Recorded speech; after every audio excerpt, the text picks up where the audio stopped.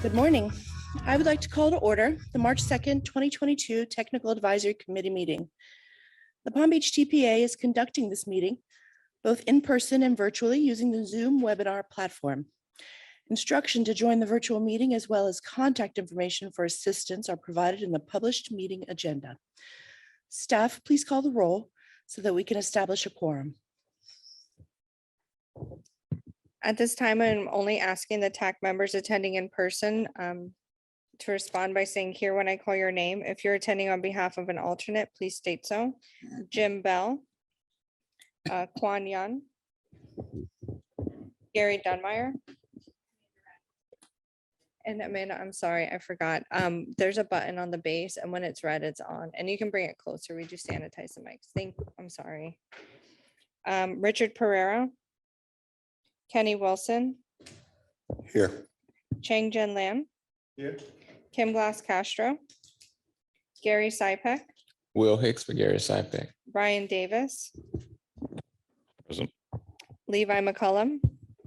Anna Bielawska for Levi McCullum. Aaron Hoffman. Here. Terrence Bailey. Lorraine Cargill is excused. Kim Delaney.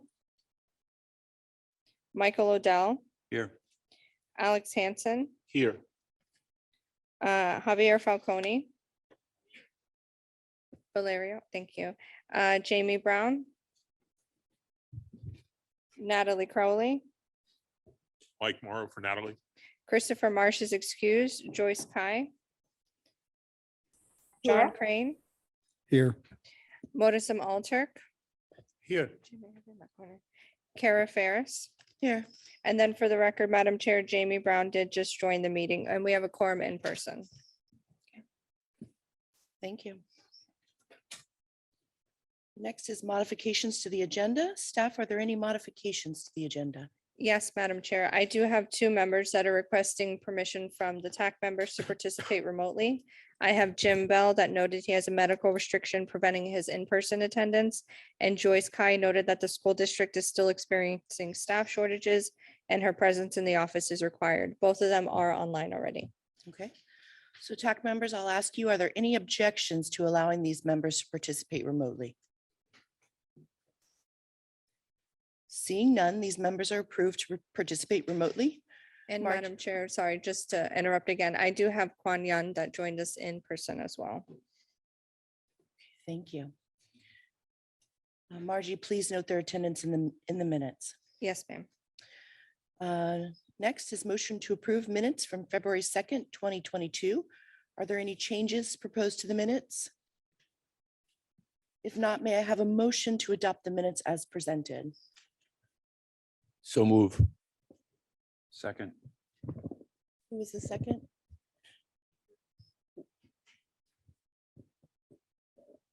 Michael. Michael. Okay, I have a motion by Alex and a second by Michael. Any discussion? All in favor, please say aye. Aye. Aye. Opposed, say nay. Thank you. Moving on, general public comments and public comments on agenda items. As a reminder, there are 3 ways to provide public comment for this meeting. Written comments may be submitted online at the website provided in the agenda.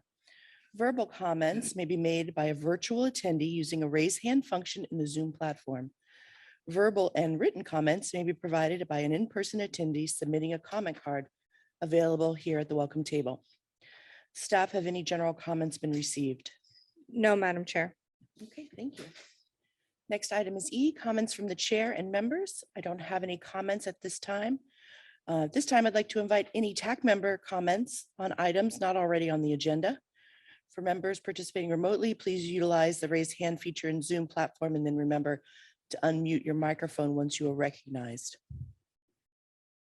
I don't see any raised cards in house. Margie, are there any raised hands?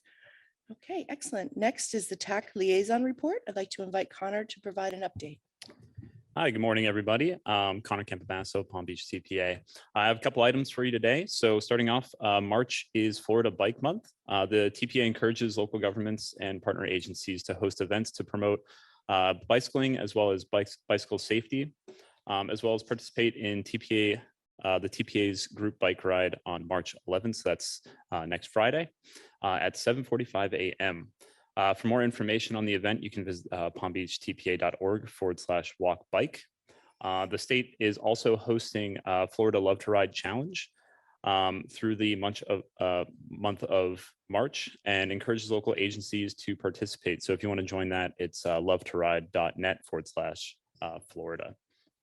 The next TPA governing board meeting will be held on March 17th at 9 a.m., both in person and virtually.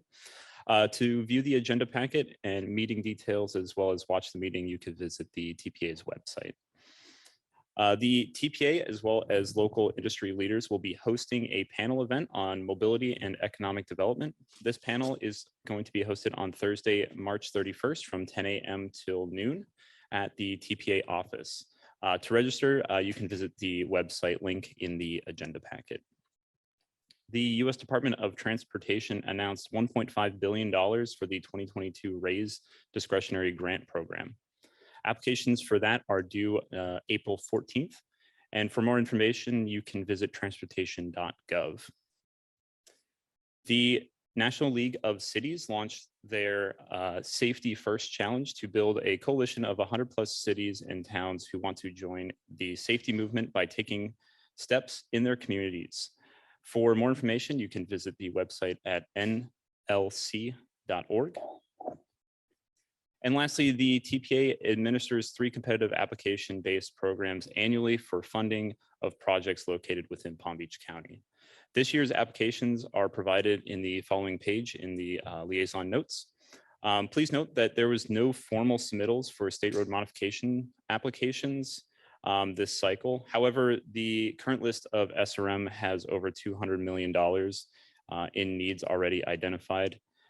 In addition to that, the TPA staff and jurisdictions are working collaboratively with DOT to evaluate future state road resurfacing projects for safety and complete streets opportunities. And any projects that are identified in that will be potentially added to the list of priority projects in the future. So, and with that, that is the end of my liaison report. Thank you. Thank you very much. Staff, are there any public comments on this item? No, Madam Chair. Do any committee members have any comments or questions on the liaison report? I don't see any raised cards. Moving on. Thank you. Next are action items. First is a motion to recommend adoption of the 2022 legislative and policy positions. I'd like to invite Andrew, TPA Deputy Director of Program Development, to present this item. Good morning, everyone. So this will be an action item for you today. This is the 2022 draft legislative and policy positions that we have for the TPA. This is our second year going forward with adopted legislative and policy positions. I know a lot of your local jurisdictions also adopt policy positions. And so if you going through this see additional items that can go towards the vision of TPA, make sure you reach out to me or our staff and provide those, and we can add those into the future. So I'm really going to go through these and they're based in order of our vision, a safe, efficient, connected multimodal transportation system.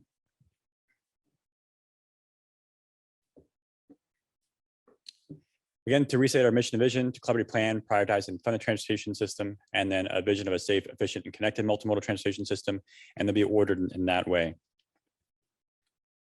So why do we have these legislative and policy positions? One is to grow local consensus on a future mobility vision for Palm Beach County, balancing projects and land use development patterns, and also considering timely pursuit of additional revenue sources.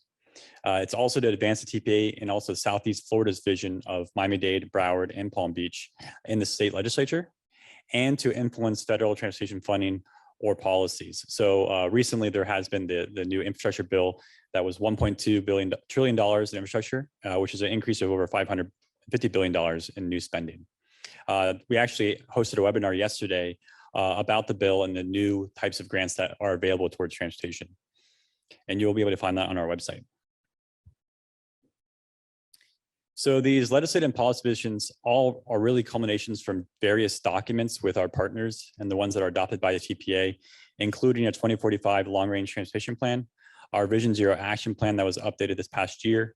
The legislative and policy positions are the Metropolitan Planning Organization Advisory Council that we have at the state level, which is a combination of all the MPOs in the state. And then also the Southeast Florida Regional Transportation Plan for 2045, which is a combination of a regional mobility vision for Palm Beach, Broward, and Miami-Dade. And then I'll go briefly through all the different policy positions we have as draft here for you all for review. The first incorporates safety. So changes to state and federal law to expand the distracted driving law. Right now, it's only for texting while driving, expanding that law for all distracted driving, obeying crossing guards, automated speed enforcement, requiring helmets for bicyclists, motorcyclists, and then including safety technology in new vehicles. Next is enhancing education. So requiring the annual safe walk and bicycle curriculum in our schools, driver's education in high school, and passing tests of pedestrian, bicycle, motorcycle laws to obtain or renew driver's license.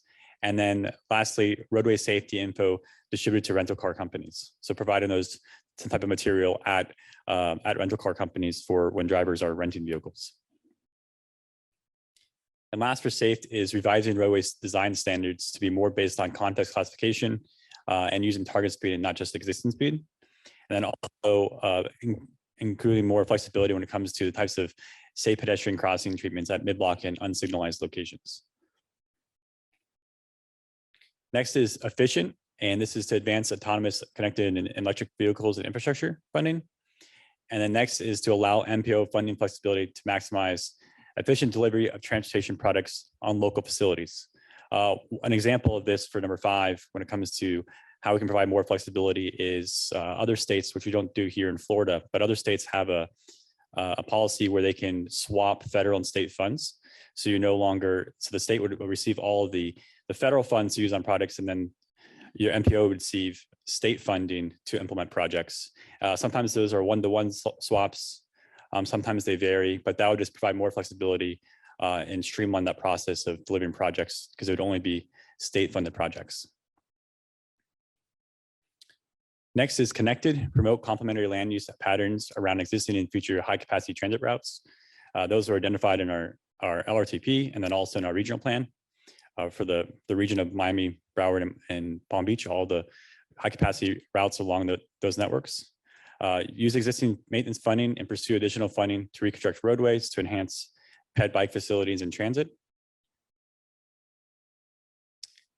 And then multimodal, so advance a regional connected high capacity and efficient transit system to support anticipated growth and mobility, and then increase flexibility within existing state transportation programs to allow funding towards high capacity transit and support infrastructure. And then lastly, under multimodal, allow flexibility within the strategic intermodal system funds for facilities not designated on the SIS if the improvement will enhance mobility or freight on the SIS network. So this is actually a push from the MPOC level, and that's where this one originated. And the map on the right there is hard to read, but it's just showing the major spine of the roadways and facilities within the state that are on the strategic intermodal system. And so this one is to allow flexibility off the system if it does still benefit the SIS system. And last one is to seek additional funding sources at all levels to build, operate, and maintain high capacity transit. So next steps, so what do we do with this information and these policies once adopted by the board? We collaborate with partners to unify on our priorities. So as staff and also as board members, we have liaisons who serve on the Southeast Florida Transportation Council, which are with our 3 partners, and then the Florida Metropolitan Planning Council Advisory Committee, which is a combination of all the MPOs within the state. We'd also be proactive in providing feedback when federal government and state updates their policies. So when it comes to the Strategic Intermodal System Policy Plan, the Florida Transportation Plan, or other major documents, both at the federal and state level, and then the educate community and elected officials. And that's all I have for you. And once again, this is an action item for today. Thank you. Thank you, Andrew. Staff, are there any public comments on the item? No, Madam Chair. Okay, thank you. I need a motion to recommend adoption of the 22 legislative policy positions. Once we get a motion, we can start discussion. So moved. Second. Who is the second? I'm sorry.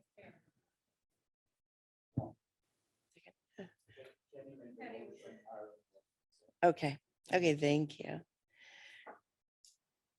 Okay, we have any discussion, any comments? Alex?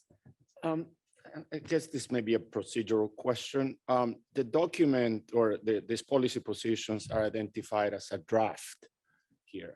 So my question is, why are we recommending adoption of a draft? Shouldn't be recommending adoption of the final document?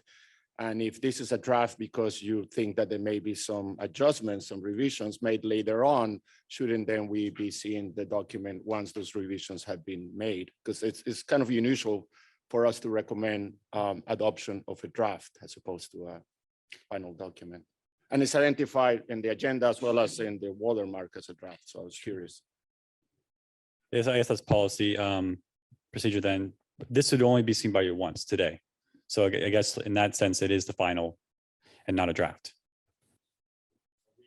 We are adopting the final version and you wouldn't see it until next year again, if it was adopted by the board. Okay, Mo? Thank you. I have two suggestions about this draft. Well, can you bring your mic closer? Thank you. It is on, so can you hear me now? Yeah, okay. So one issue is that we probably need to focus and or bring up the issue with enforcement of the laws that we already have in place. Like texting is illegal now and it can be penalized.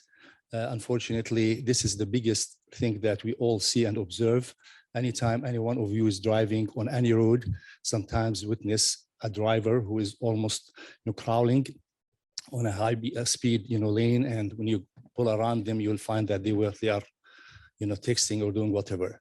And it's just sad to see how our law enforcement cruisers will be going by and doing nothing about it. So distracted driving is big deal, and it causes accidents, and it also distracts from the capacity that we have for our roads, because when a driver goes really slow because they are distracted, not only that it's unsafe, they are also slowing traffic and distracting from that. So I think we need to add something to that effect in our policy. The other thing I have issue with is the repeated mention of high capacity transit. High capacity transit, I don't know what is meant by it here. Sometimes you say high capacity transit network. That could mean, you want more transit units and or transit routes, but traditionally it had been used to indicate large buses.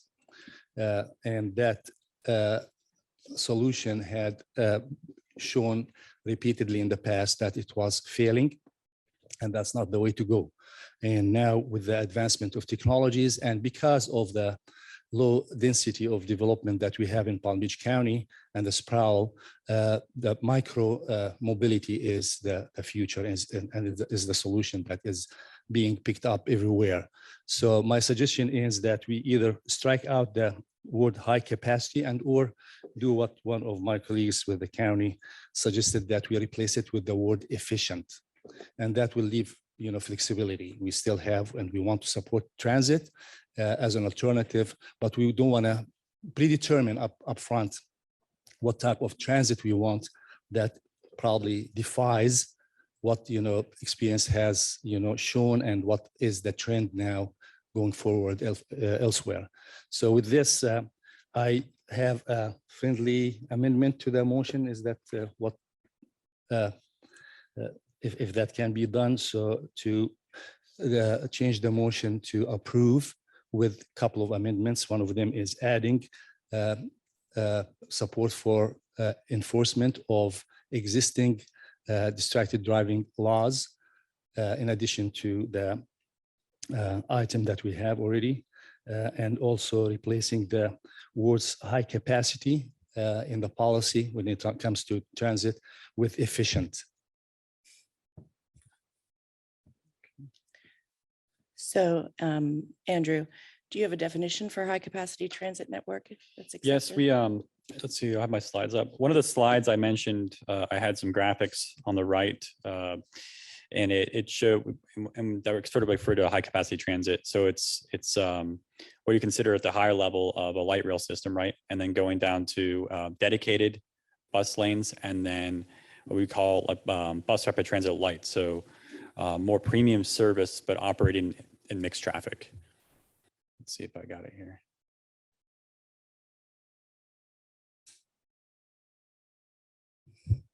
On the right there. So when we say high capacity transit, I think at the lower level, it's premium transit services. So upward ticketing, level boarding, but something you'd see in a bus rapid transit light Okay, at the lower level, and then all at the higher level, light rail. Yeah, I understand. That's still kind of specific. And what I meant to discuss here is that we need to leave it open. We look for efficient transit that will do the job. What shape and form it will be is dictated by advancement in technology and new solutions that are being offered.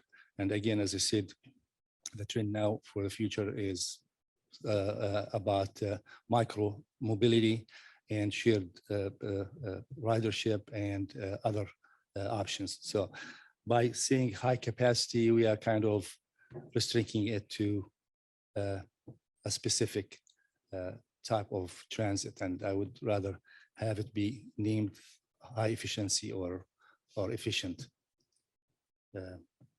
transit. okay, Kenny, you made the motion. Do you want to change the definition or? Oh, Kim, yes. Thanks. So it actually struck, oh, sorry, mic on. When it's red on top, Kim, it means it's on. There you go. There we There you go. go. Try again. So, pardon. So I actually, as I was listening to your presentation, and thank you, Andrew, I was actually thinking as well that that high capacity transit doesn't narrow the focus of complementary land use patterns. And I think when as we've evolved our thinking about the connections between transportation and land use, we want complementary land use patterns, not just around high capacity transit. We want complementary land use patterns to support the efficiency and function of the transportation network, be it high capacity transit, multimodal, multi-use path, regular roadway, untreated, incomplete or complete. I think complementary land use patterns are an aspiration. So to Mo's point, so that's one thought, if you will. So, and I don't know if others on the committee share that opinion, but I think that's become increasingly our goal as MPOs to more expressly focus on the land use transportation relationship across the board. And that's kind of new for MPOs. I mean, MPOs were much more narrowly focused when they first came about, but the MPO mission, if you look at the federal legislation, is really much broader, I think, than we perhaps initially realized, because MPOs aren't just about transportation. They're about land use, or about environmental condition, they're about economic enhancement. There's actually a 6-point charge for MPOs in the federal legislation. So with that, maybe we could consider, if you go back to your land use regionally to support anticipated growth, your policy is under connected, I believe. If you go over to connected, right? So I think perhaps what we may want to do is promote complementary land use patterns to improve efficiency and support existing and future high capacity transit routes, kind of something along those lines, because high capacity transit routes are just one part of the network. And I think we start to miss opportunities for the MPO or the TPA to play the leadership role that the federal charge suggests it will in getting more into land use. And this TPA has been really one of the leaders in the region in doing that. So supporting Mo's point, suggesting that as an amendment to consider among other amendments, perhaps to broaden our focus with respect to land use. So that would again be promote complementary land use patterns to improve efficiency and support existing and future high capacity transit routes as one of the amendments.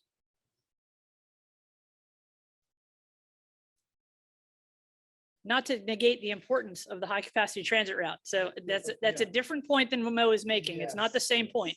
So it's a different point. Those things are important and they need state and federal funding to make them happen. And they only happen in conjunction with our partners as a TPA. So I'm not underplaying the importance of that, but just trying to broaden the policy. It feels more like you're equating the high capacity transit network only with the fast bus routes, but I think you were showing it means a lot more than that. I think that's what you're asking for, is to have it encompass a lot more than just those rapid bus transit. Yeah. At the end of the day, we don't advocate for a particular product. We advocate for the outcome. We want certain, outcome. So we look for whatever product would be available now and or in the future that would fulfill our goals. And it's similar in the past, the TPA used to put as goals to install as many video cameras for detection as possible. And that was something wrong to do, because you are telling us what kind of solution to use when that solution might not be in the future the best. Rather, we would want to advocate for the goal is to get efficient, reliable detection or whatever, not rather a product, a certain product. Or So I think you're doing that. I mean, I see it either way, right? I mean, it's a change in the language and what you all feel is important to put across when it comes to the type of if we need to say a certain type of transit or not. When it comes to these policy positions, in the end, whether it's high capacity or not, what we're trying to get to is, as you're talking about, complementary land use with transit and then funding flexibility towards transit, right? The way that sort of manifests in the end, it might be high capacity or not, but right, it's, I guess, comes the word choice there. I don't know implementation wise if it changes either way. So I have a motion from you, Kenny. Would you like to make any modification to your motion? Oh, I'm sorry, Brian also would like to speak. Thank you. I'm going to sort of throw more fuel on this fire. If you will notice back in the actual backup that the prior heading is efficient. And so there's already efficiency factored into all of this. But I also went back and I followed the footnotes and the South Florida, the planning document that is based on the regional. I went back and looked at it and it mentions 7 of the 13 policies. It says high capacity transit in every single one of them. So the source document is based on capacity transit.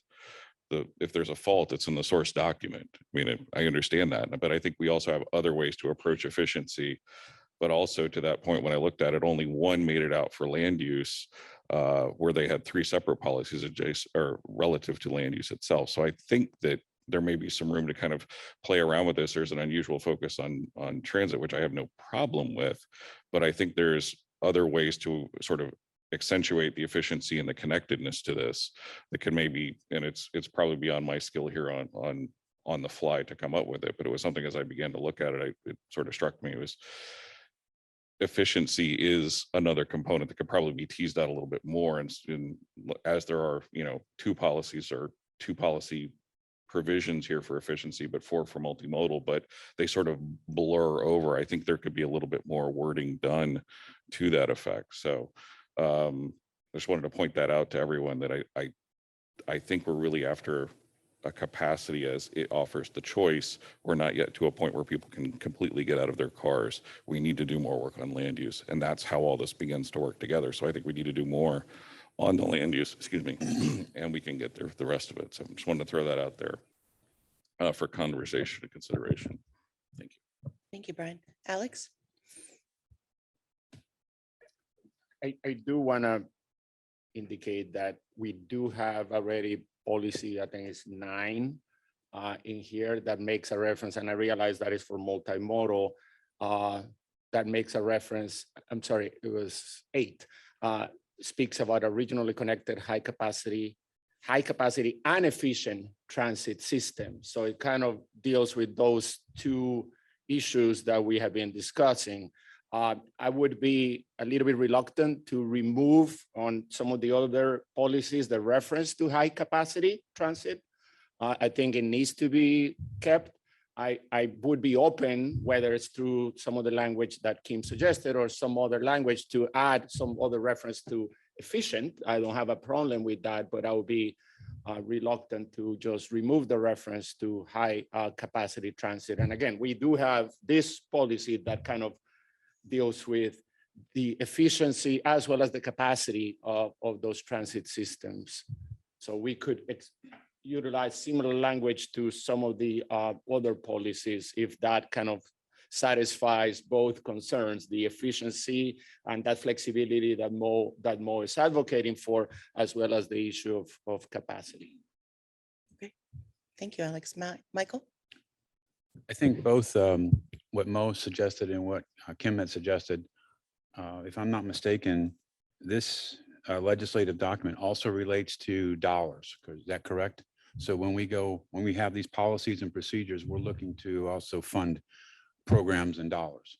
So creating flexibility, creating some variations so that we have some greater flexibility would be, in my opinion, at least, something would offer us an opportunity to seek additional dollars for these programs. And I believe that's what this is all about. It's also tying to the dollars that we're trying to seek for our programs. Is that correct? Correct.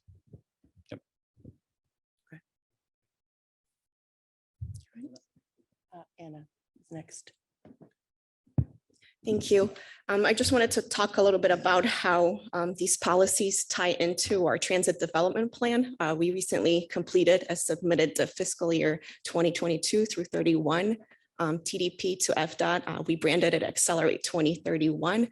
And in terms of how we're treating these high capacity transit routes, we're calling it the 561 plan. Core network improvements. So currently we are focusing on doing frequency improvements on these routes that are identified in the TPA's long range transportation plan. So in the near future, we are looking at doing 15-minute frequency improvements on those routes. Currently, Route 43 is one of those 561 plan routes. And in September, we actually did a frequency improvement on that route from 30 minutes to 20 minutes. We've seen some ridership increases on that route. But in the future, we do have studies underway and we do need the funding to do improvements on those routes. So we are doing studies to see what type of premium transit services we need on those routes, and BRT Light, those types of things. So I would like to keep high capacity transit, but I'm open to adding efficient in the language if needed. John? Yeah, I didn't have a comment on the trends, so if you want to wait, it's other people have comments to keep the conversation flowing, but I have a point at the end on number 3 about safety. So. Okay, is your comment on what we're talking? Okay, go ahead. I just want to reiterate that when you say efficient and or high efficient transit, you're already including the high capacity. So instead of, singling out certain type of transit, we want to promote and adopt.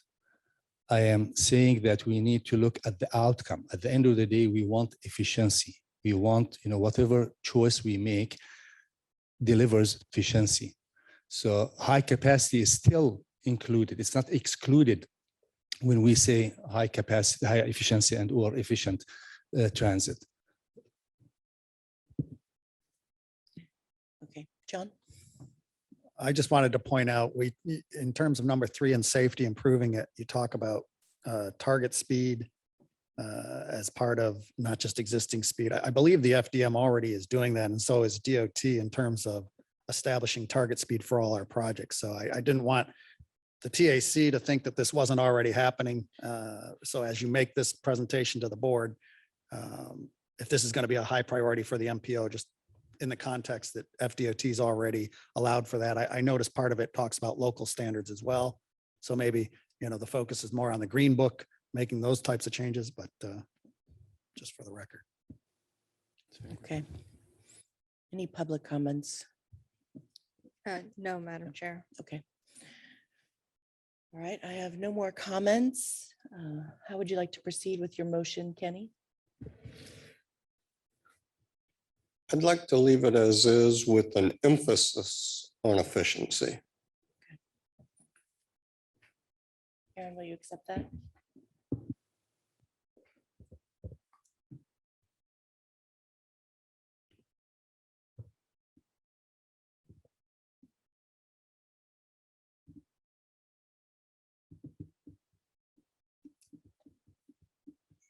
Aaron, will you accept that?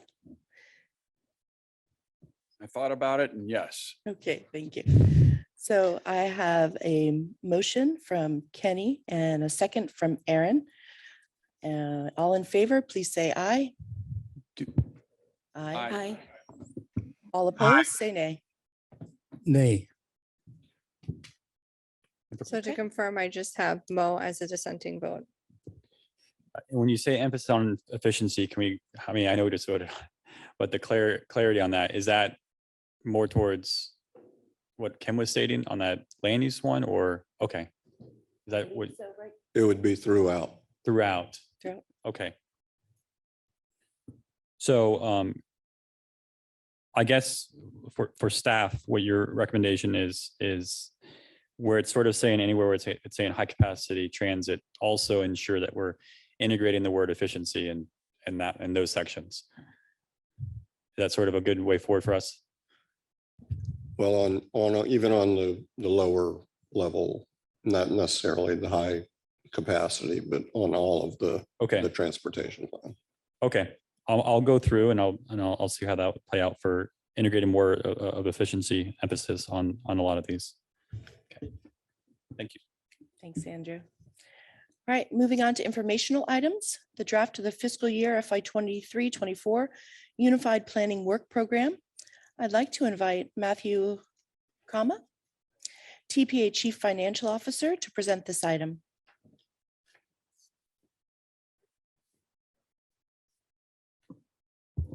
Good morning, ladies and gentlemen. I come to speak about our Unified Planning Work Program. We'll call it UPWP for short. And we're seeking input at this time as it's in draft form. The UPWP is our 2-year operational plan and budget. It begins July 1st, 2022 through June 30th of 2024. It also is our application for federal grant funds. We are funded by Federal Highway Administration, Federal Transit Administration, some state funds through the Commission for the Transportation Disadvantaged, and some local funds. And really in this document, we identify what we're going to do. We strive to do so with deliverables. We establish who's going to do that. So it'll be staff, consultants, and a combination of the two, when our targets are for completion, and really how much that's going to cost. And lastly, where we're going to get those funds from within our overall budget. We have 7 core tasks within our UPWP.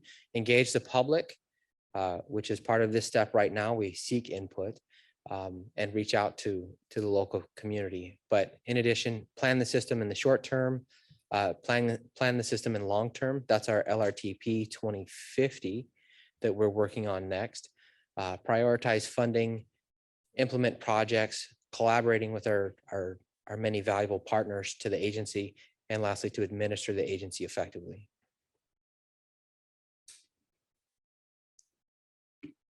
One note that I will make at this time, we are changing, or there is a change occurring with how those funds are administered to the TPA.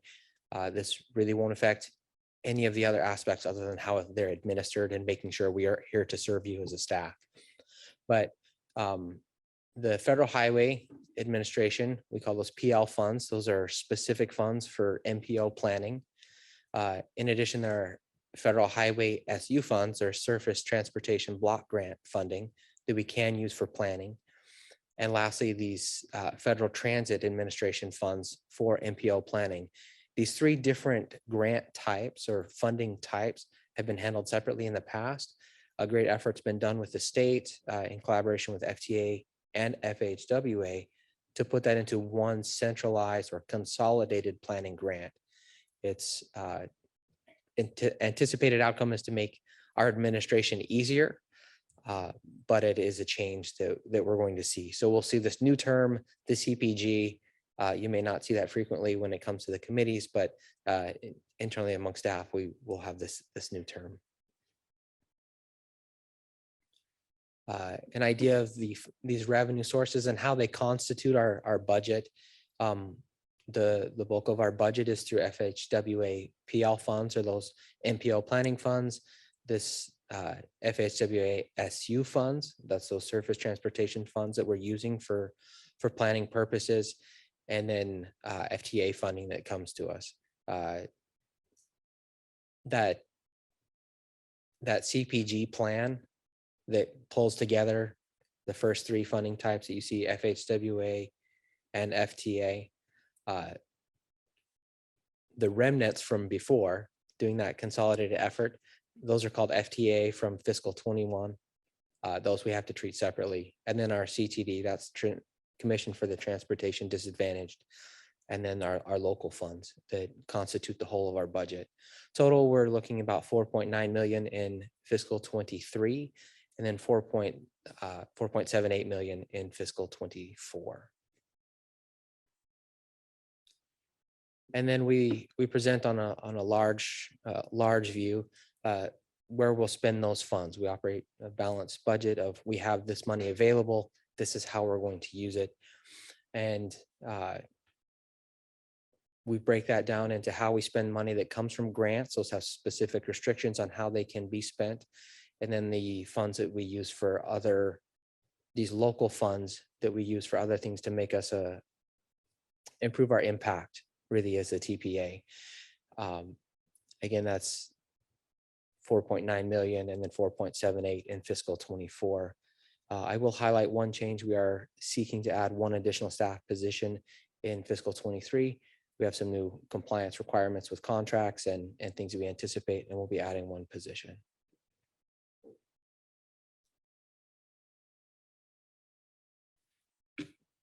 And then this gives a timeline of where we are in this process. We bring this to you now and open to public comment for any input from the community. We'll also take the draft to the board here in March. We'll give this to FDOT for comments and also seek other comments. We'll make changes in May. We seek final adoption of the document, and then it gets transmitted to FDOT and then to FHWA to approve, so that we have the funds available to spend July 1st at the start of fiscal 23. And really what we're seeking is input for additional plans, studies, because we want a safe, efficient, connected, multimodal system to serve Palm Beach County. And that constitutes my comments for today, if you have any questions.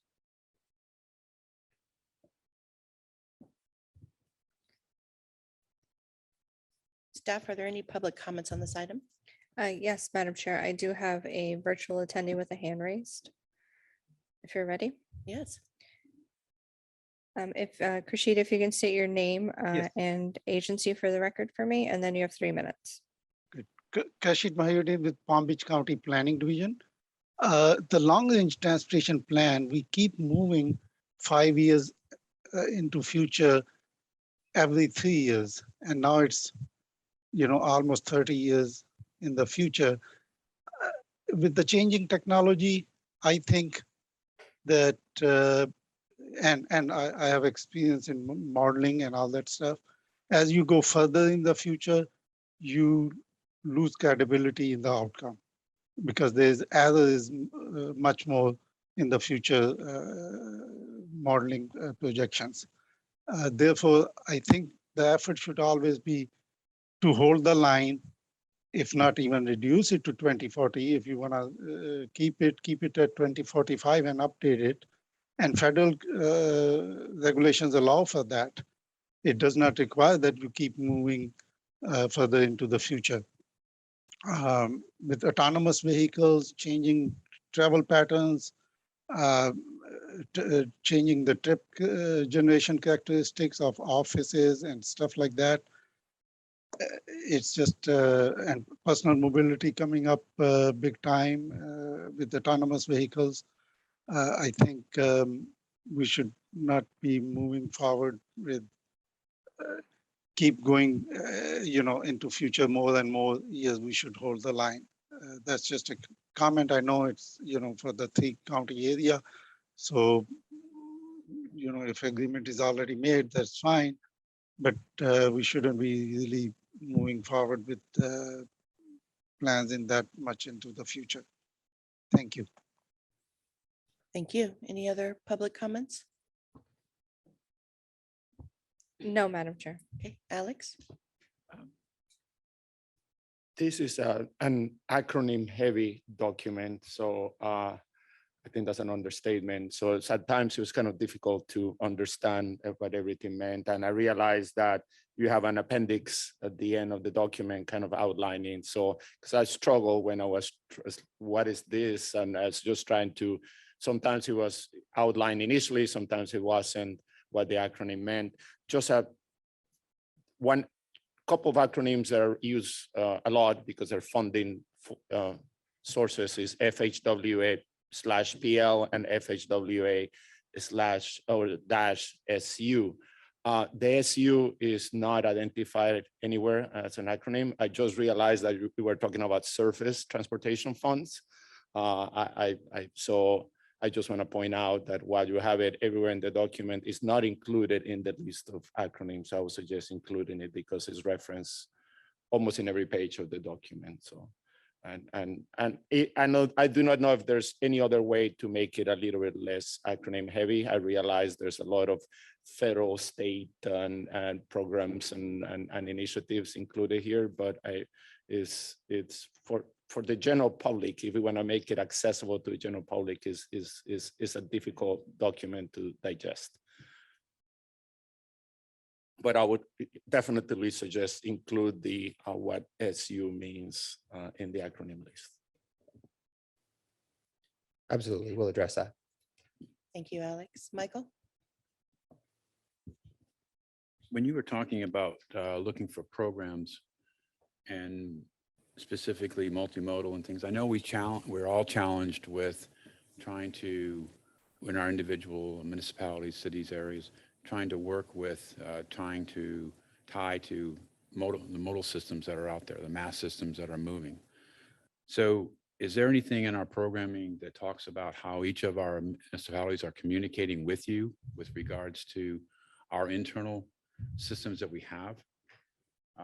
So is there something that the TPA is doing to gather the information from the individual cities and municipalities as to what they're doing internally to get you to a hub, so to speak, so that you can see how it's connected, how the cities are connected to your overall multimodal system? Do you have any kind of program like that?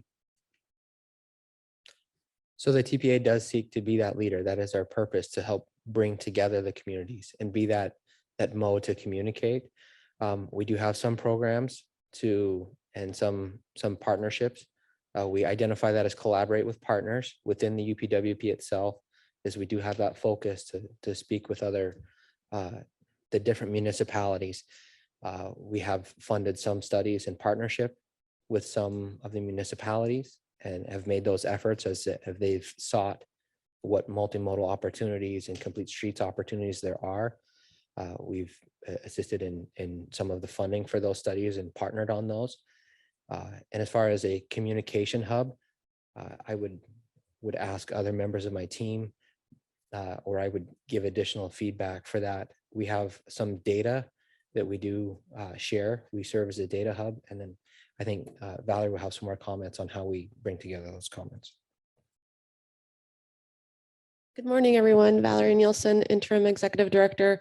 I wanted to tag on to what Matthew was saying in terms of we are working. On one hand, we'd love for our municipalities to reach out to us if you'd like help with mobility with complete streets corridor studies. We try to be proactive on identifying upcoming projects such as resurfacing to see if there are opportunities to do something better.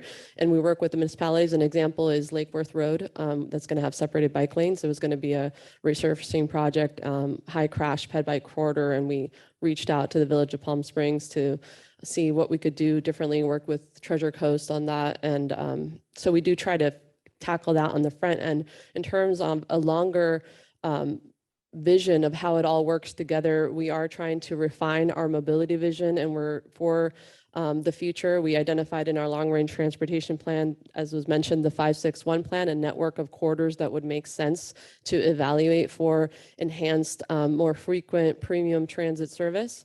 And then including the high capacity transit corridors, evaluating for that, not just on roadways, but also along Tri-Rail for Tri-Rail Coastal Link and Brightline FEC.